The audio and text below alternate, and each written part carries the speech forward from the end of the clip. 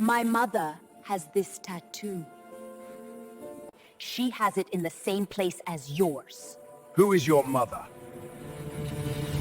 A sudden crash of shattering glass made her jump.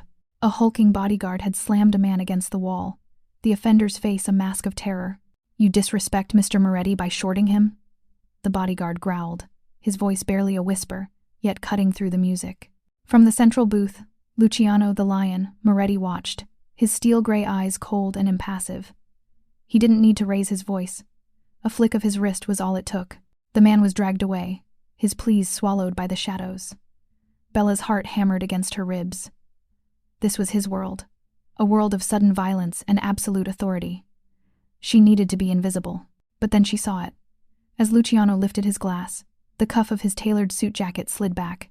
There, on his wrist, was a tattoo. A crowned lion, its head held high, clutching a single, thorny rose, and beneath it, a date, the 31st of October 2099. Bella's breath caught in her throat. The world seemed to slow. It was impossible. Yet, there it was, the mirror image of the tattoo on her mother's wrist. The same tattoo her mother, Giovanna, had traced with a sad smile for as long as Bella could remember, the one she called a reminder of a beautiful dream. Her feet felt rooted to the marble floor. Every instinct screamed at her to turn away, to serve her drinks and forget what she saw. This man was a predator, but then she thought of her mother, lying in their cramped apartment in Red Hook, her body racked by a cough that had been getting worse for months. She thought of the eviction notice tucked into her apron pocket, the stack of unpaid medical bills on their kitchen counter. They were drowning, and Luciano Moretti, in his world of obscene wealth, was a lifeline she never knew existed. Trembling, she approached the booth. The bodyguard, Marco, stepped forward, a human wall of muscle and suspicion. "The boss doesn't want anything," he said, his tone dismissive. "It's not about the drinks," Bella whispered, her voice barely audible. She forced herself to look past Marco, directly at Luciano. "Sir?" Luciano's cold gaze shifted from the empty dance floor to her. He looked bored. "What is it?" Bella's mouth went dry. I'm sorry to interrupt, but I noticed your tattoo." His expression didn't change, but a new intensity entered his eyes. He said nothing, waiting. "My mother," Bella continued, her voice gaining a sliver of strength born from sheer desperation. "She has the exact same one. The same lion, the same rose, the same date." The air around the table went still. Marco's hand twitched, as if reaching for a weapon. Luciano slowly placed his glass on the table. The quiet clink was louder than the music. "What did you just say?" His voice was low, a dangerous whisper. "The tattoo," Bella repeated, clutching her tray like a shield. "My mom. Her name is Giovanna Rossi. She said she got it with someone she loved a long time ago, in Naples. But he disappeared." Luciano's face, usually a mask of granite, fractured. The color drained from his features. He stood up so abruptly his chair scraped back. "That's impossible," he breathed, the words laced with a shock he couldn't conceal. Giovanna. She told me she lost the baby. She told me she miscarried." The club seemed to hold its breath. Every eye was on them. Bella felt the weight of their stares, the danger in the air. But she stood her ground, the truth her only weapon. "Sir," she said, her voice clear and steady now, cutting through the tension. "I'm 24 years old." The silence that followed was deafening. Luciano stared at her as if seeing a ghost. He took a step forward, his imposing frame looming over her. "Marco, the car. Now." He turned his burning gaze back to Bella. "You're coming with me. We're going to see your mother." "What? No, I can't, I'm working." "You're done working." Luciano pulled a thick roll of bills from his pocket and tossed it onto the bar without looking. "Let's go." The ride to Red Hook was suffocating. The black SUV was silent, the partition up, sealing them in a tomb of tension. Bella sat as far from Luciano as possible, her arms wrapped around herself. He stared out the tinted window, his jaw clenched so tight she could see the muscle twitching. Finally, he spoke, his voice rough. "What's wrong with her?" "Your mother." "She's sick," Bella said, not looking at him. "Really sick.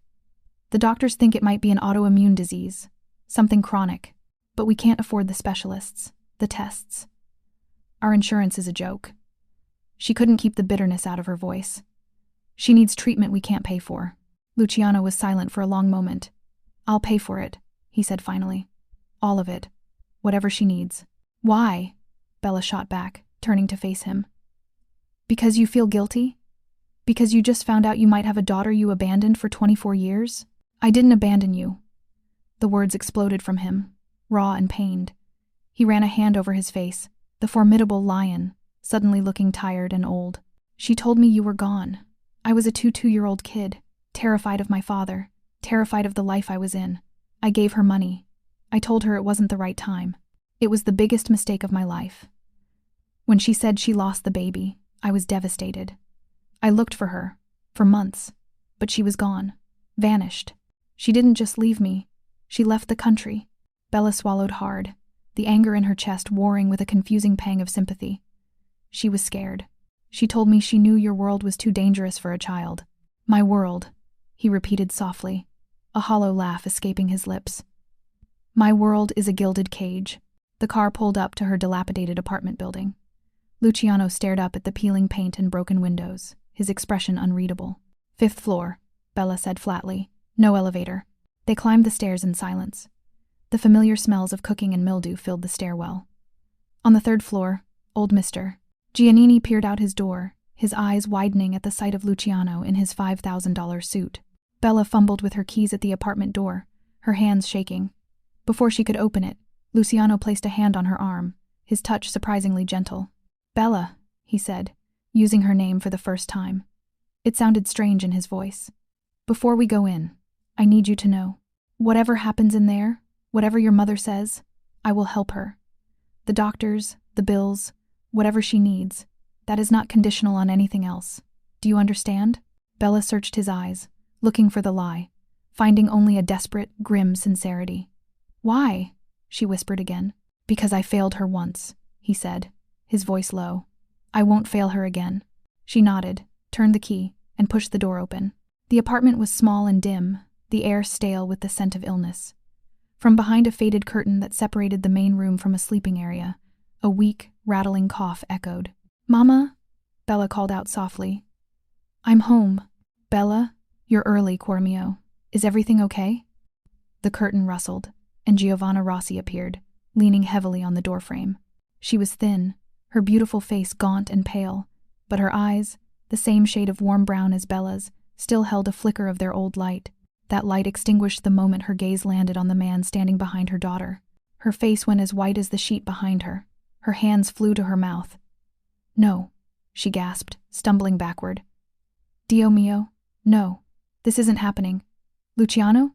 Gia, he breathed, the single syllable filled with a lifetime of regret. He took a step into the apartment, looking utterly out of place amidst the thrift store furniture and fading prints of Italian coastlines. Bella rushed to her mother's side, holding her steady. Mama, I'm sorry. I saw his tattoo. I had to. What have you done? Giovanna whispered, her voice trembling with a mixture of terror and fury. Bella, what have you done? Amore mio, please, Luciano said, his voice softer than Bella thought possible. I just want to talk. Talk? Giovanna let out a bitter, choked laugh that turned into a racking cough. After 24 years you want to talk? What could we possibly have to say to each other? You, with your suits and your men. She gestured weakly at Marco, who waited silently by the door. I left to protect her. I left everything to keep her safe from you. You lied to me, Gia. Luciano's control snapped, his voice rising, filling the small space. You told me our child was dead. You let me believe that for 24 years while you raised our daughter alone in this. He gestured around the poor apartment, his face a mask of anguish. You made your choice perfectly clear, Luciano, she fired back, her own voice gaining strength from a well of long-buried pain. You handed me cash and told me to take care of it. You think I wanted to be a burden? A chain around the ankle of the great lion? Your father made it very clear what would happen if I didn't disappear. That was not my choice to make alone, he roared. It was the only choice you gave me. She screamed, tears now streaming down her face. I was alone and pregnant in a foreign country. I worked in a laundry until the day I went into labor. I gave birth to your daughter in a public hospital and brought her home to a room I shared with 3 other women. So don't you dare come into my home and judge my choices. The room fell into a heavy, suffocating silence, broken only by Giovanna's ragged sobs. Bella held her mother, tears streaming down her own face, trapped between these two forces of nature, between a past she never knew and a present that was crumbling around her. "Stop," Bella pleaded, her voice breaking. "Just stop, both of you." She looked at Luciano, her eyes blazing with a fresh wave of anger. "You want to know what I want? I want my mother to not be sick. I want to not have to work 2 jobs and still choose between her medicine and the rent. I want to not lie awake at night wondering if I'm going to come home and find her." She couldn't finish the sentence. Luciano's shoulders slumped, the fight draining out of him. He looked from Bella's tear-streaked face to Giovanna's frail, trembling form. The formidable mafia boss was gone, replaced by a man staring at the devastating wreckage of his own past. "Giovanna," he said, his voice quiet, defeated. Is Bella my daughter?" Giovanna closed her eyes, as if the weight of the truth was too heavy to bear. A long, tense moment passed. Then, she nodded slowly, a single, sharp movement of her head. "Yes," she whispered, the admission seeming to cost her the last of her strength. "She is your daughter." The truth, finally spoken aloud, landed in the room with the force of a bomb. Luciano staggered back a step, bracing himself against the wall. He looked at Bella, truly looked at her, and she saw a universe of regret and wonder in his eyes. "I have a daughter," he murmured, the words sounding foreign on his tongue. He straightened up, his businessman's instincts resurfacing, pushing the emotion aside for action. The sickness. What does she need? Specifically. Bella, still holding her mother, recited the grim list they knew by heart. A specialist. Dr. Evans at Manhattan General. The consultation alone is $2,000. Comprehensive blood panels, scans. Another $5,000, at least. Then treatment. If it's what they think, it could be tens of thousands, maybe more. Luciano didn't hesitate. He pulled out his phone. "Marco, get Dr. Abraham Evans on the line, now." He looked at Giovanna. "You will see him tomorrow. My driver will pick you up. You will get every test, every scan. You will get the best care available on this planet. Money is no longer an object." Giovanna shook her head, her pride warring with her desperation. "Luciano, I don't want your blood money. This isn't charity, Gia," he said, his voice fierce. "This is 24 years of child support. This is the health care I should have been providing. This is me finally doing the right thing. Please, let me do this." Bella felt her mother sag against her, the last of her resistance crumbling under the weight of her illness and his unwavering determination. Giovanna gave a small, almost imperceptible nod. "Okay," she whispered. "Okay." Luciano echoed, the word heavy with relief. He finished his quiet conversation on the phone and slipped it back into his pocket. "It's done. You have an appointment tomorrow at 10. He looked at Bella, then at Giovanna, the reality of the situation settling back over him. "I should go. This is a lot." He moved towards the door, then paused, turning back to Bella. "Your number," he said. Can I have it? So we can talk." In a daze, Bella recited her number. His phone chimed as he saved it. As he reached for the door handle, he looked back one last time, his gaze lingering on Giovanna. "I'm sorry, Gia," he said, his voice thick with emotion. "For all of it." Then he was gone, the door clicking shut behind him, leaving Bella and her mother alone in the sudden, echoing silence, their world forever changed. The silence in the cramped apartment after Luciano left was heavier than the humidity on a Brooklyn summer night. Bella stood frozen, her ears ringing, half expecting the door to burst open again. On the worn sofa, Giovanna had collapsed into quiet, shuddering sobs, her face buried in her hands. "Mama," Bella whispered, rushing to her side. She wrapped her arms around her mother's thin frame, feeling the sharp protrusion of her shoulder blades. "Mama, I'm so sorry. I didn't know what else to do." Giovanna looked up, her eyes red-rimmed and full of a fear Bella hadn't seen since she was a child. "You brought a wolf into our home, Bella. You don't understand. His world, it consumes everything. It doesn't matter that he's your father. That will only make us bigger targets." "Targets for what? He said he'd help. He's paying for everything." "With what money, Bella?" Gia's voice was a desperate scrape. "You think that money is clean? It's stained with blood and fear. Accepting it, it's like making a deal with the devil. There's always a price." Before Bella could reply, her phone buzzed on the coffee table. An unknown number. With a trembling hand, she picked it up. "Unknown. It's Luciano. Dr. Evans will see your mother at 10 a.m. tomorrow. A car will be outside your building at 9:15. His assistant, Maria, will call you with the details. Bella stared at the text. It was real. It was happening. Bella. Thank you. The 3 dots appeared, hovered, then disappeared. No further reply. The night was long and sleepless. The next morning, at exactly 9:15, a sleek, black Mercedes SUV idled at the curb. It looked like a predatory insect amidst the beat-up sedans and trash bags. Marco stood beside the open rear door, his expression impassive. "Miss Rossi," he said with a curt nod. Giovanna clung to Bella's arm as they descended the stairs, her knuckles white. She looked like a prisoner walking to her execution. They slid into the luxurious leather interior, the door closing with a soft, expensive thud that sealed them off from the world they knew. The drive to Manhattan General was silent. When they arrived, they were whisked through a private entrance, bypassing the crowded waiting rooms. Dr.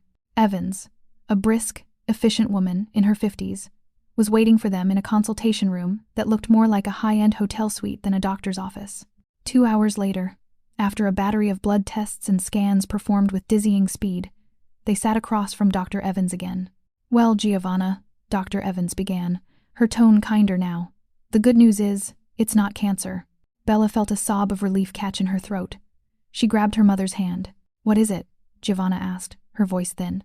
"You have a severe case of systemic lupus erythematosus," Dr. Evans explained. "It's a chronic autoimmune disease where your body's immune system attacks its own tissues.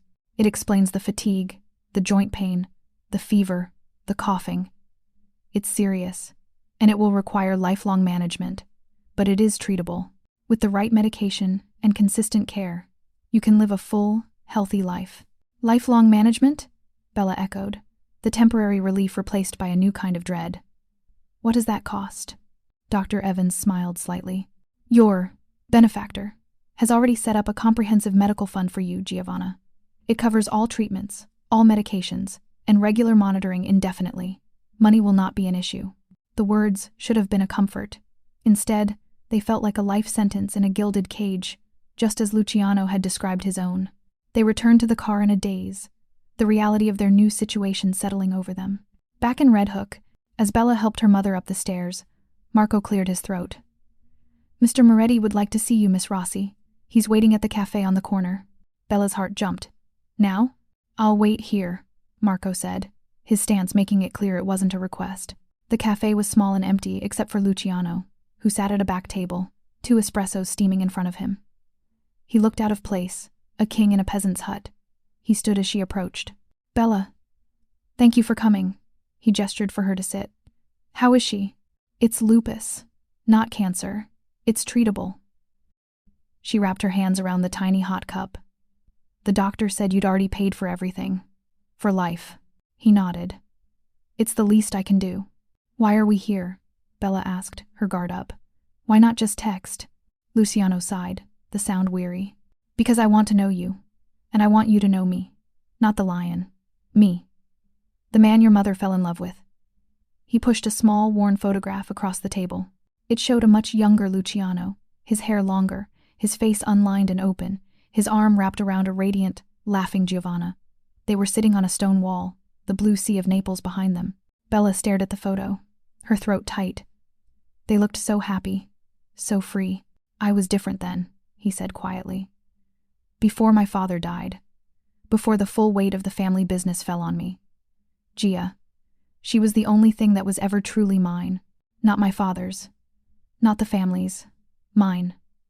And I threw her away." He looked at Bella, his gray eyes haunted. "I have spent every day since building an empire on that regret. I have more money and power than I know what to do with, and it is all utterly meaningless. You can't just buy a new family to replace the one you lost," Bella said, her voice trembling. "I'm not trying to buy you," he insisted, his voice intense. "I'm trying to provide for you. There's a difference. I want to be part of your life, Bella. If you'll let me." "And what about your business?" she asked, making air quotes around the word. "What happens when one of your enemies decides to come after your new, shiny weakness? That's what we are, right? A weakness." Luciano's face hardened almost imperceptibly. "That is being handled." "Handled how?"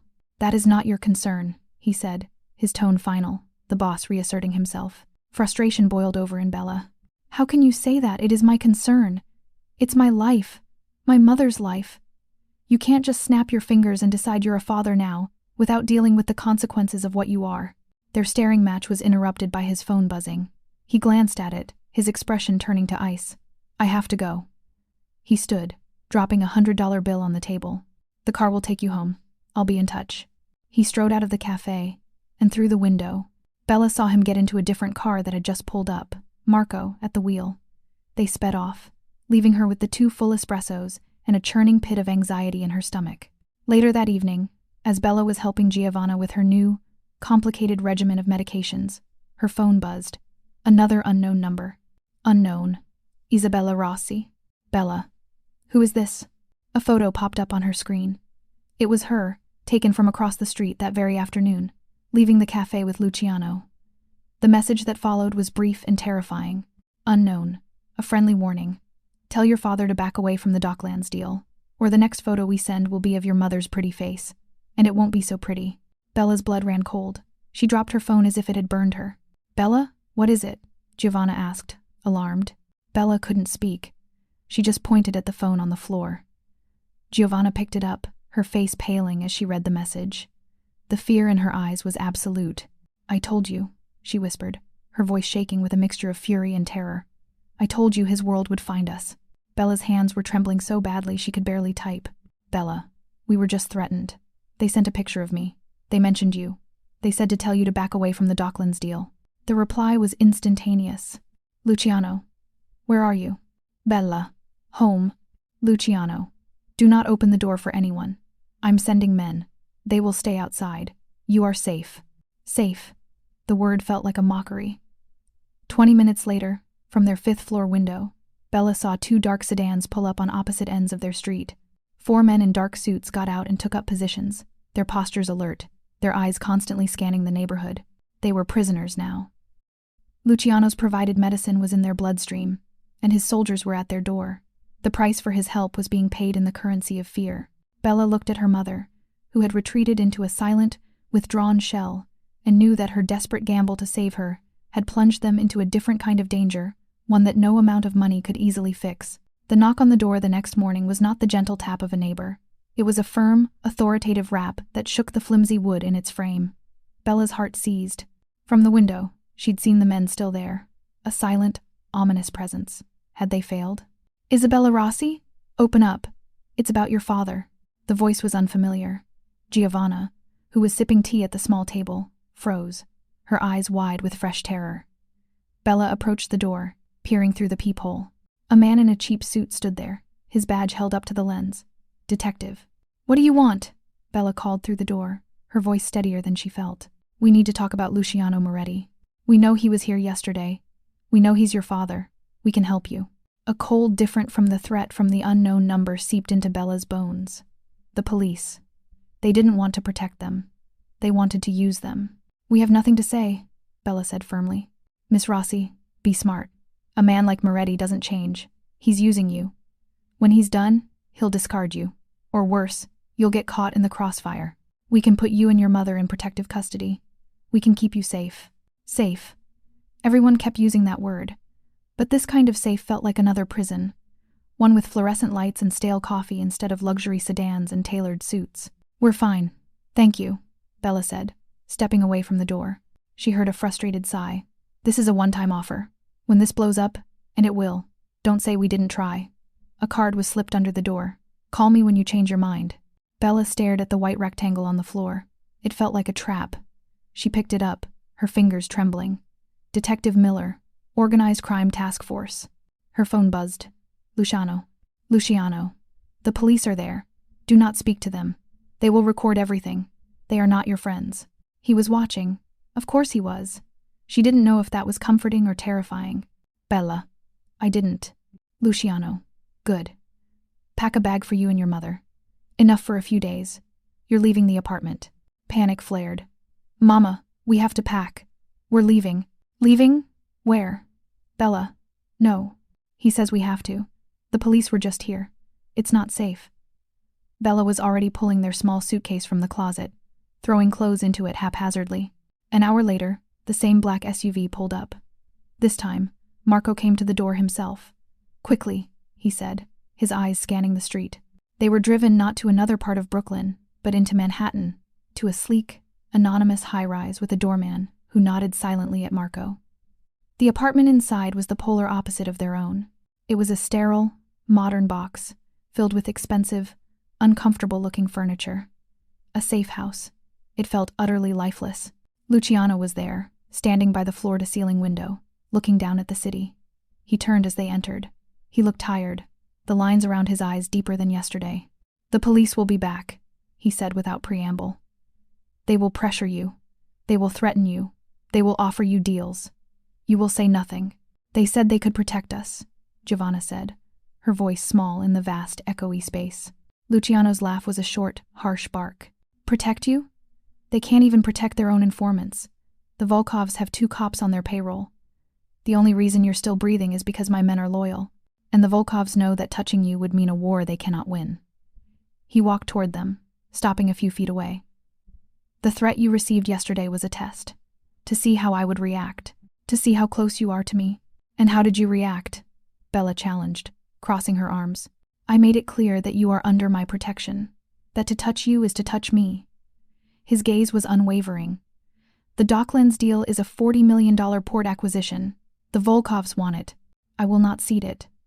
This is not just about business anymore. It is about respect. And now, it is about family." The word hung in the air. Family. It sounded like a declaration of war. "So we're just pawns in your gang war?" Bella's voice shook with anger. "We're just a reason for you to fight harder?"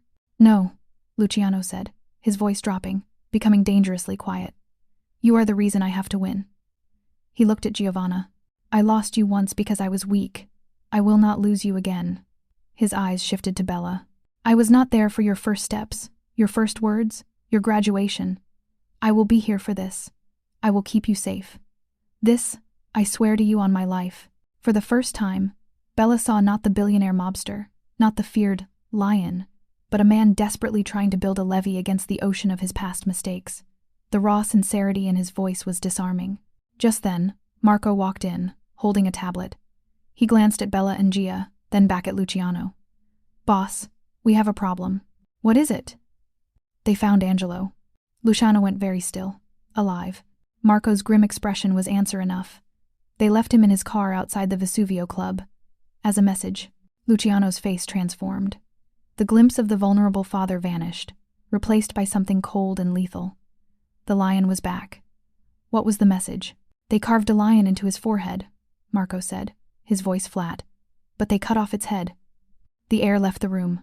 Giovanna let out a small, choked cry. Bella felt the world tilt. This wasn't a movie. This was real. A man was dead, mutilated. Because of them, because of this war they had been thrust into. Luciano turned back to the window, his hands clenched into white-knuckled fists at his sides.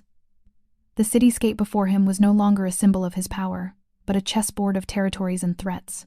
"They have declared war," he said, his voice a low rumble of thunder. "So, war they will get." He turned to Marco, his eyes burning with a cold fire. "Find out where Alexei Volkov's son gets his coffee every morning. I want to send a message of my own." "Luciano, no," Giovanna pleaded, stepping forward. "More violence? When will it end? It will never end." He looked at her, and for a split second, the mask slipped again, revealing the agonizing conflict within. "It ends when they understand that my family is off limits," he said, his voice thick with emotion. "It ends when they are so broken they would not dare look in your direction. There is no other way. This is the world I made, and now I must live in it, and I must make sure you can live in it, too." He strode out of the room with Marco, already issuing quiet, brutal orders. Bella stood frozen. The image of a headless lion carved into a dead man's skin seared into her mind. The doctor's medicine could heal her mother's body, but what could heal this? What could save them from the bloody tide of Luciano's world? She walked to the window where he had stood, looking down at the teeming city. They were safe in this sterile, expensive cage. But outside, the beasts were circling, and the lion was going out to meet them. And she knew, with a chilling certainty, that their lives would never be the same again. The sterile safe house felt more like a tomb than a sanctuary. For 3 days, there was no word from Luciano. The silence was a heavy weight, broken only by the occasional text from Marco confirming their food delivery or the rotation of guards outside. Bella watched her mother wither in the luxurious confinement, the lupus medication doing its work on her body but doing nothing for the terror in her soul. Then, on the fourth morning, Luciano returned. He didn't knock. The door simply opened, and he walked in, followed by Marco. He looked like he hadn't slept. His clothes were rumpled, and there was a fresh, angry cut along his jawline. But it was his eyes that stole the air from the room. They were the eyes of the lion, cold, victorious, and utterly terrifying. "It's done," he said, his voice gravelly. Giovanna stood up from the sofa, her hand flying to her chest. "Done? What's done?" "Luciano, what did you do?" He didn't answer her directly. Instead, he looked at Bella, who stood frozen by the window. "The Docklins belong to me. The Volkovs. Their organization is now headless. Their operations are in chaos. They will not be threatening you again." The way he said headless made Bella's stomach lurch. She thought of Angelo, of the mutilated lion. "How?" she whispered, almost afraid of the answer. "The son," Marco said flatly, his face a stone mask. "Alexi's boy. He enjoyed his morning espresso at a cafe in Little Odessa. He won't be enjoying it anymore." A wave of nausea washed over Bella. He'd killed a man's son. As retaliation. As a message. This was the price of their safety, written in blood. "You killed his child?" Giovanna's voice was a horrified shriek. She stumbled backward, away from him, as if his very presence was contaminated. "Dio mio, Luciano, you are a monster. You are the very thing I ran from." "I did what was necessary," Luciano roared, the control finally snapping. The sound echoed off the bare walls. "I did what a father must do to protect his family. Would you have preferred they carved up Bella? That they left your body in a ditch? This is not a game, Gia. This is the reality. You wanted to be safe?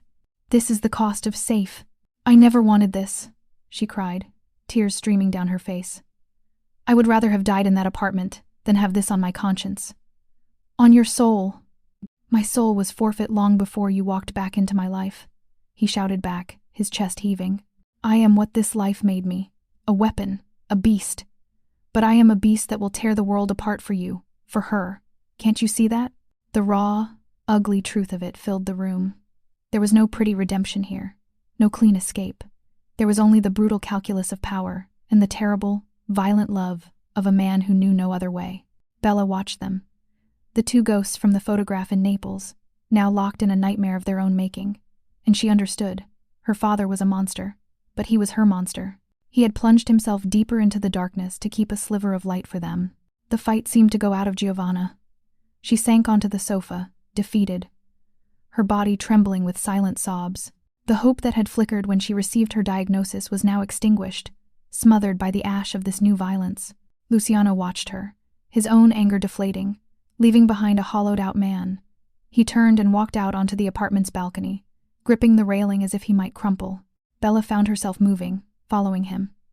The city air was cool against her skin. She stood beside him, this powerful, feared man who looked suddenly broken. "She will never understand," he said, not looking at her, his voice barely a whisper. "I have spent my life building walls to keep what is mine safe. But the walls, they have become my prison, and now I have pulled you both inside with me." Bella was silent for a long moment, the sounds of the city a distant hum below. "The police detective," she said finally. "He left his card. He said you'd discard us when you were done." Luciano let out a bitter, choked sound. "Is that what you believe?" "I don't know what to believe," Bella said honestly, her own tears finally falling. "I look at you and I see the man from my mother's stories, the one who loved art and the sea, and I see the man who just had a boy killed to prove a point. I don't know which one is real." "They both are," he said, turning to face her. His eyes were glittering with unshed tears. "The boy in Naples is still in here. I have just spent 20 years burying him under concrete and blood so he could survive." He reached out, his hand hovering near her face before he let it drop, as if he was unworthy of the contact.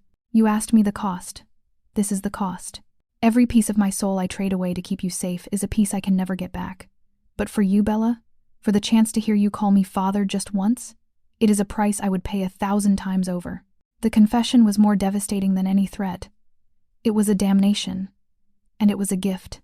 Bella looked past him, through the glass door, at her mother, the woman who had sacrificed everything, who had chosen a life of struggle over a life of complicity. She looked at her father, the man who had chosen power, and was now using every ounce of it in a desperate, brutal attempt at atonement. They were both wrong, and they were both right. She made a choice. She stepped closer to Luciano, closing the distance between them. She didn't hug him. She didn't call him father. Not yet, but she placed her hand over his on the cold railing. "We can't live in this cage," she said softly, her voice firm despite the tears. "And we can't go back to how things were. You have to build something new. Not with more violence. Not with more fear. You have to build something that can actually last. Something that can actually protect us." Luciano looked down at her hand on his, a profound shock in his eyes. He had given her violence and blood. She was giving him a challenge, a purpose. "What would you have me do?" he asked, his voice raw. "I don't know," Bella said, looking out at the sprawling city. "But it starts with getting us out of this apartment. It starts with you finding a way to be the lion without leaving a trail of bodies. Make your empire mean something more than just territory and fear.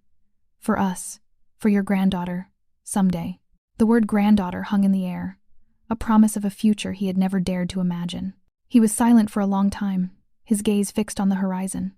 The mob boss, the killer, the lion, was considering a path of peace, not out of weakness, but out of a strength he had never before needed to find. Finally, he gave a single, slow nod. "Okay," he whispered. "Okay." It wasn't a solution. It was the beginning of a much harder, more dangerous battle, a war for his own soul. But as he stood there with his daughter's hand on his, for the first time in 20 years, Luciano, the lion Moretti, felt a flicker of something that felt like hope. The silence in the safe house in the days that followed was different. The frantic terror was gone, replaced by a heavy, waiting stillness. Luciano was true to his word. He moved them out of the sterile apartment and into a handsome brownstone in Brooklyn Heights, a home with a garden and real light, protected by discreet, rotating teams of men who looked more like corporate security than mob enforcers. Giovanna's health improved steadily with the consistent, expert care. Color returned to her cheeks, and the rattling cough vanished. But a different sickness had taken root in her spirit. She moved through the beautiful house like a ghost, flinching at sudden noises, her eyes perpetually shadowed with the knowledge of what had been done in their name. She would look at Luciano, and instead of anger, Bella saw a profound, unbridgeable sorrow. Luciano, for his part, had become a man possessed by a new kind of war. He spent less time at the Vesuvio Club, and more in a sleek, legal-looking office high in a midtown tower. He was rarely home. But when he was often surrounded by men in suits who spoke of asset management, commercial real estate, and philanthropic foundations. One evening, Bella found him in the study, staring at a blueprint. It was for the Red Hook Community Center, the one he'd promised her. "It's moving forward," he said, without looking up. His voice was tired. "We break ground next month. There will be a medical wing, named for your mother."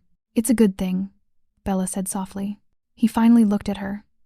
The cut on his jaw had healed into a thin, pale line. "It is a single, clean stone in a mountain of filth. It changes nothing." "It changes everything for the people who use it," she countered. He gave a non-committal grunt, turning back to the plans. The conversation was over. This was the new pattern. He was building, but the guilt was a cage. He refused to leave. The peace, however, was an illusion. A week later, Detective Miller was back. This time, he didn't come to the door. He cornered Bella as she was leaving her new art history class at the community college. "Miss Rossi, or should I call you Moretti?" he said, stepping out from beside a parked car. He looked smug. "Comfy new house. Mom looks healthy. It's amazing what a few murders can buy." Bella's blood ran cold. "I have nothing to say to you." "Oh, I think you do," Miller said, stepping closer. "We're building a RICO case against your father. We have witnesses, financial trails. But what we need is someone on the inside, someone he trusts." "Never." "He's not a hero, Bella. He's a killer. He had Dmitry Volkov's son, a 2-year-old kid, shot in the head over a cappuccino. That's the man you're protecting. That's your father." He slid a new card into her book bag. "The offer still stands. Protective custody. A new life. Before his house of cards collapses and buries you and your mother under it." This time, the threat felt different. More real. Miller wasn't just guessing anymore. He was building a case. She told Luciano that night, in his study. He listened, his expression granite. "He is a gnat," Luciano dismissed, but Bella saw the flicker of unease in his eyes. "He has nothing." "He has the truth," Bella insisted, her voice rising. He knows you killed that boy. How long before he finds someone who will talk? How long before one of your own men, seeing you go legit, decides to cut a deal? The men are loyal, he growled. Are they? Or are they just afraid? There's a difference. And I think you're about to find out which one it is. The confrontation was interrupted by Marco, his face grim. Boss, we have a problem. A new player, the Volkov's old lieutenant, a man named Igor, has taken control. He's more ambitious, more reckless, and he's been talking to the police. Luciano's composure finally cracked. He swept the blueprints off his desk in a sudden, violent roar. Enough! The papers fluttered to the floor like wounded birds. There is no end to it. I try to build a wall, and the ocean just keeps coming. He paced like the caged lion he was. This Igor, he will see my diversification as weakness. He will test me, and Miller will be right there, waiting. He stopped, his chest heaving, and looked at Bella, his eyes filled with a terrifying mix of love and despair. You see? This is what I am. This is the world I command. There is no building. There is only holding back the tide. Bella looked at the blueprint on the floor, at the dream of a community center. She looked at her father, a king being slowly strangled by his own kingdom, and she knew that Miller was right. The old way would bury them. But her father didn't know any other way to fight. An idea, dangerous and desperate, began to form in her mind. Then we don't hold it back, she said, her voice quiet but clear. Luciano and Marco both stared at her. What? Luciano asked, incredulous. We don't fight Igor, and we don't run from Miller. She took a deep breath. We use them against each other. Marco's eyes widened. Bella, it's the only way, she pressed, her heart hammering. You said you'd do anything to protect us. This is what it looks like. It's not with a gun. It's with your brain. You give Miller Igor. You give him the new, reckless boss on a silver platter. You feed him the evidence, anonymously. You let the police take out your biggest threat for you. The room was utterly silent. It was a breathtakingly audacious, dangerous plan. It meant manipulating the police. It meant betraying the omerta, the sacred silence of their world, in the most fundamental way. Luciano stared at her as if seeing her for the first time. He saw not just his daughter, but a strategist, a survivor.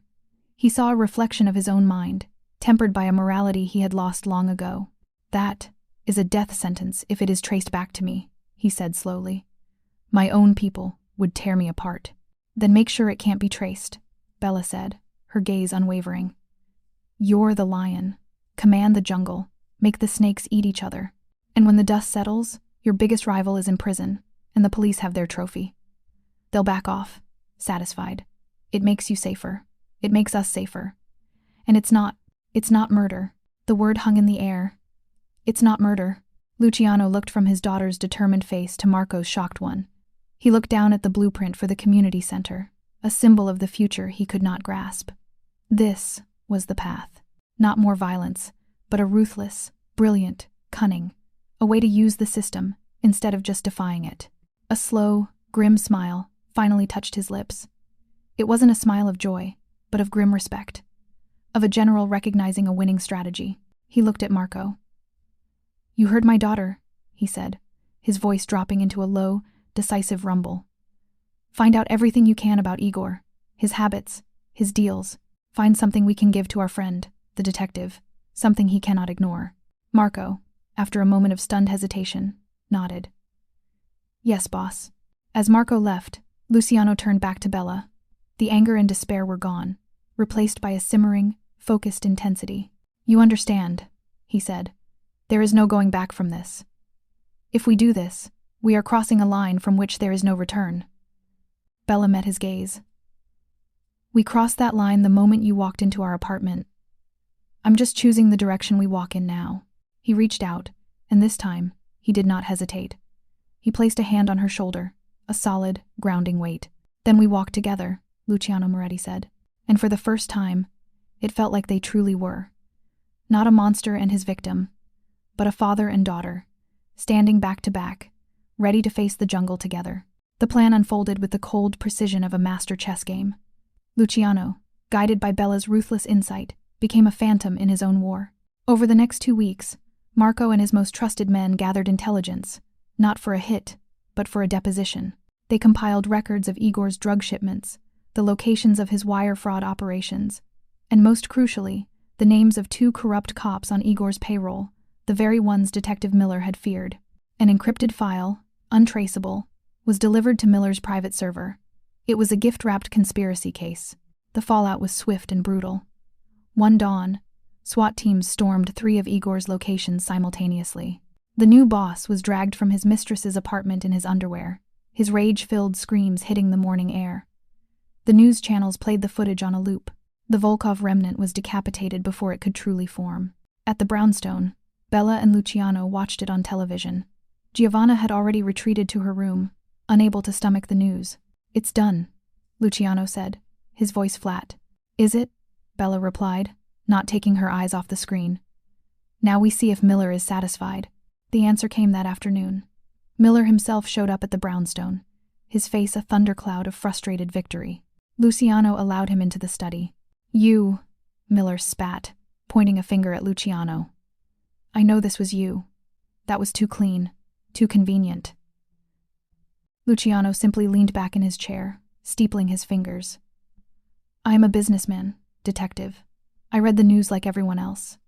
It seems you finally caught a dangerous criminal. You should be celebrating. Perhaps a promotion is in order." Miller's knuckles were white. "I'm not a fool, Moretti. You handed me Igor to get me off your back, but it doesn't work that way. You're still the biggest predator in this jungle, and I'm not going away.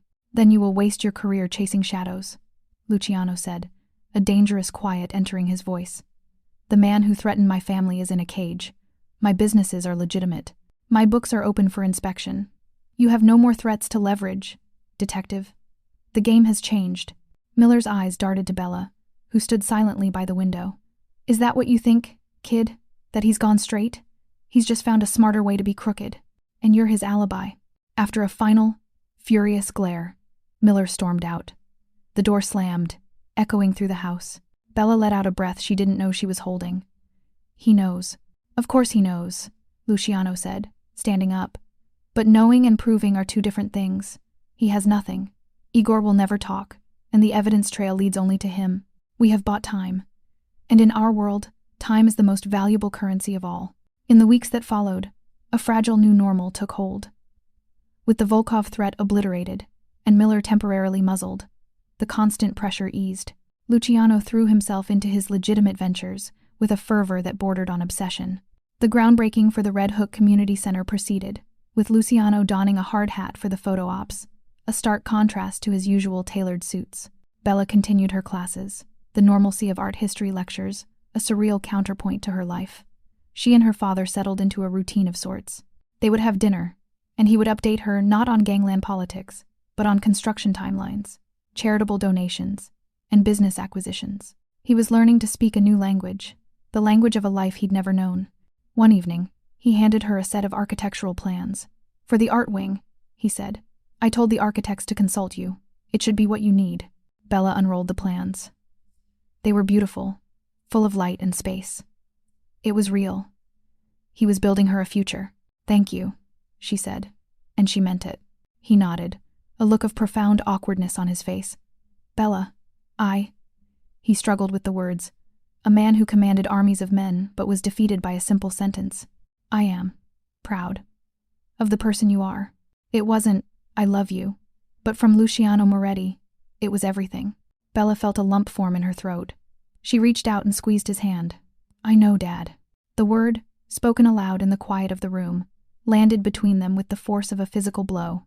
Luciano's eyes glistened. He looked down at their joined hands, then back at her face, and gave a single, slow nod, too overcome to speak.